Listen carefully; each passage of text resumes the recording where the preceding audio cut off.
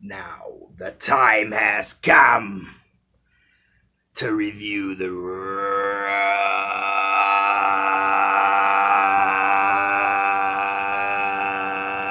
of Skywalker. Rise, my friend. Dio. Do it. Do it. Dio.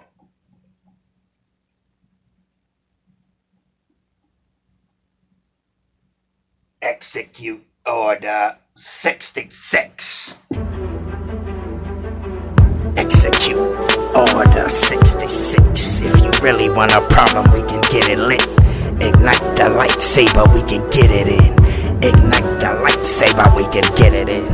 Execute Order 66. If you really want a problem, we can get it lit. Spoiler.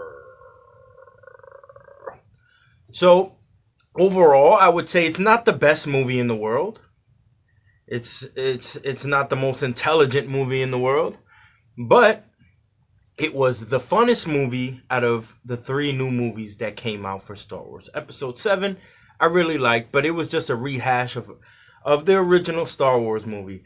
Episode 8, I really took a liking to. Last Jedi had so many themes in it of going through pain, hiding from your pain, secluding yourself. I can relate to all of that. Not knowing how to deal with the world because things were so hard that, sometimes you blame yourself for things and you just seclude yourself. And, Yoda's done that in the past. Failed, I have.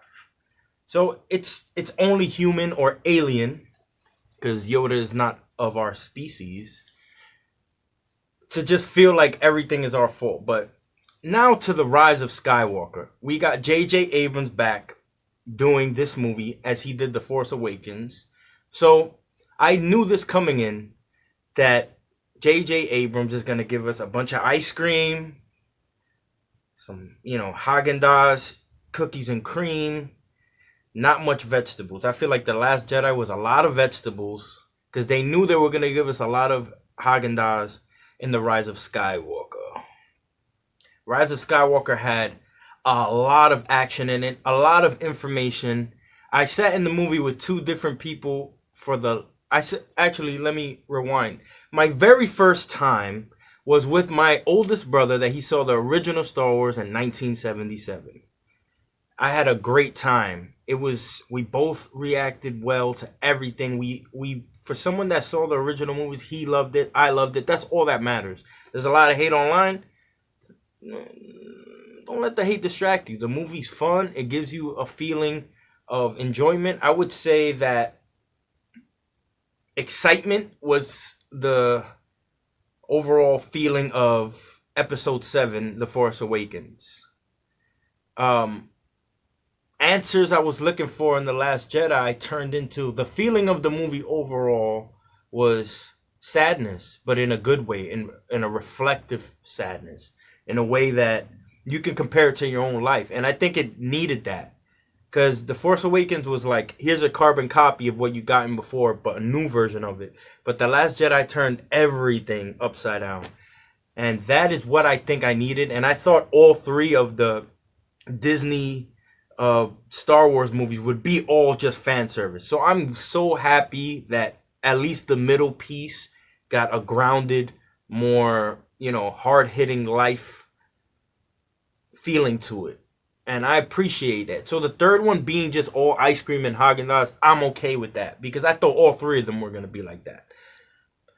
Let's talk the Knights of Ren. The Knights of Ren were very underutilized, but when they were utilized, they were walking through the hallways like gang, gang, gang. Like everything Kylo Ren, everything Rey, everything Knights of Ren. The fun dynamic that I think that you get is Ben Solo, aka Kylo Ren, started from the light with his mother being Leia. And you have Rey Palpatine, that she comes from darkness, and they both met in the middle to balance the Force. The story is being told that no matter where you come from, you choose your own destiny. Don't let other people or what history before you has indicated. Don't let anybody tell you what your destiny is supposed to be. That's why she assumed the Skywalker name, because she was trained and she was loved properly by Leia and Luke. She was properly a Jedi. It doesn't matter if she comes from a Sith background. That's just a good lesson in life. Don't let anybody or anything tell you where you're going to end up in life. Just do what you feel is right.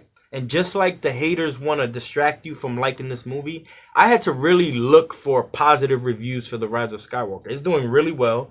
It's $900 million in 3 weeks. It's going to do $1 billion. I'm excited. I'm just happy it hit the billion. It's not going to do Endgame numbers. Endgame, Avengers, they're all the hot thing to like right now. Right, Dio? You know. We stick with Star Wars because Star Wars means a lot to my heart. And the themes of the movies, even when they're not perfect, they're amazing. The themes overall just really just connect to me as a person. Even the droids, when in the movie Dio, when he first meets Rey, she went to pet him and he's like, no thanks. So I related to that. I'm not a big hugger, as you know. I hug certain people. I hug my dad because he makes me hug him all the time. But I'm not the biggest hugger in the world. I hug you for New Year's, or I hug you for your birthday and stuff like that. But I related to a lot of themes in this movie. Kylo Ren with the broken helmet being put together. Like with the cracks, you can see here. You see the cracks in his helmet just show that he's not fully dark. The lights are coming through the cracks because everyone sees that he's in pain. So he needs a mask to cover that. And even the mask itself that he's using to cover that still shows cracks in his armor. It's just a lot of symbolism there. There's like, a mythology behind that. I'll post a picture up to, explain more in depth. But Kylo Ren is my favorite character from the sequel trilogy. I absolutely love this movie. The Last Jedi is a better movie, but this, to me, I love this movie more. If if Force Awakens was excitement, Last Jedi was sadness, I think this movie is straight happiness. I got so much joy. Every Palpatine line is constructed the way I have foreseen it. Sorry, I get in a trance when I think about being Palpatine. But everything in the movie was not perfect, not perfectly told, but seeing Luke Skywalker come back, learning from his mistakes, it shows you don't have to be stubborn into your decisions.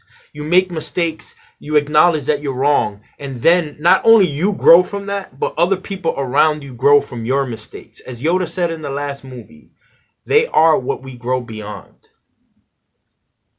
So all the mistakes that we've made, we're here to learn from our parents' mistakes, people around us mistakes, to make us all better, to make the future better. So I absolutely love all 3 movies. I would say The Force Awakens is my least favorite because it gave me way too many familiar options, but it introduced me to Kylo Ren and Rey, which I'm very appreciative. And I might be missing a lot, but I'm just going to try to touch on what I could remember. This is the 4th time I saw it in the movie theater. So 3 of the 4 times I saw it in Dolby Digital. That is the most premium seatings you can watch a movie, at least in New York City, as far as I'm concerned. And 1 time in the IMAX. And IMAX, I'm telling you, I know it's a perception that IMAX is the best. It's not the best. You have to give Dolby Digital the benefit of the doubt. So I saw it a 4th time with 2 people that's never seen any Star Wars movies. They maybe heard a reference here and there, but that's it. But they really enjoyed the movie. They laughed, and they enjoyed it overall. So if you want to see this movie and you have a girlfriend that doesn't know what's going on, just give her a few highlights. This is Darth Vader's grandson, pretty much. And the girl, no one knows who she is yet. Just give them a couple plot points. Let them know that this, that, and the third, and they can go into the movie and enjoy the movie. So overall, this movie gives me joy. Everything Palpatine, everything Kylo Ren, I absolutely love this movie. We didn't get all the Force Ghosts at the end, like some people fantasize about, including myself. But we got Luke and Leia, and it means a lot more that Luke and Leia were at the end as Force Ghosts, because those are the two people, the two Jedi that trained her, that put their heart into her, and the only people that invested in her spirit.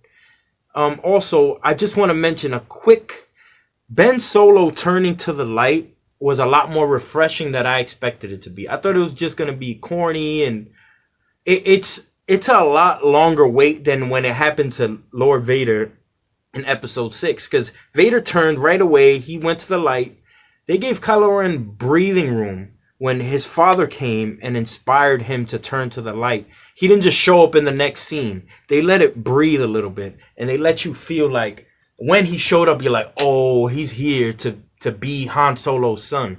And the shot where he was coming by and he didn't even look and he shot the guy, he didn't even look at that guy's direction and he shot him. It was just like Han Solo and episode 7, The Force Awakens. He like mimicked his father. And Adam Driver is amazing. He did a great job at when he turned back to the light. He was doing a lot of things that his father would do, like his little gestures. And if you really, when he finally got the lightsaber, when they did the force transfer, the Anakin lightsaber from Rey to Luke, and he fought the Knights of Ren. Boo! I love the Knights of Ren. If they make a whole TV show about the Knights of Ren and the formation, I'll pay an extra $5 a month, Disney Plus. $5.